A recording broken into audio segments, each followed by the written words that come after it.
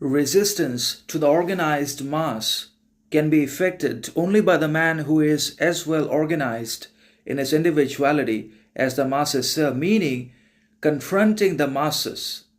as well as overcoming or managing the kind of resistance that the mass literally shows towards our character, individuality, authenticity, influence, quality, virtue is neither easy nor simple nor straightforward for anyone in the world, because the mass is the strongest and the most powerful element, component, or combination, whatever you want to call it, inside of a particular societal structure and public architecture, because the masses ultimately decide the ties of the society, whichever ways or course the society is going to move forward or take, or whatever the government's going to do and implement in the society is decided not by the individual man and the woman because they're individual, because they are truthful, moral, righteous, authentic, but by the ignorance, foolery, arrogance, and stupidity that the masses always practice, preach, conform to, and engage in regularly in their behaviors, actions, and attitudes, because the government wants the masses to be there, to stay there, so that the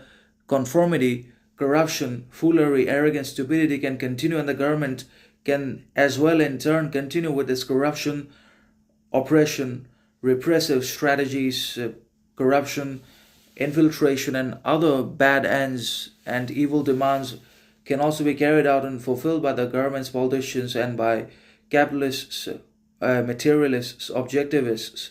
and also by the globalists that have taken over our societies anyways, and particularly by the private enterprises, because the masses are in absolute conformity towards a private takeover of our lands, of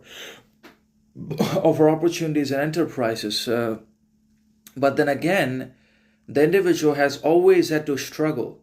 from being overwhelmed by the masses. And if we try it, we'll be alone, we'll be lonely, and we'll be terrified also by their power, by their so-called unity. But the masses are divided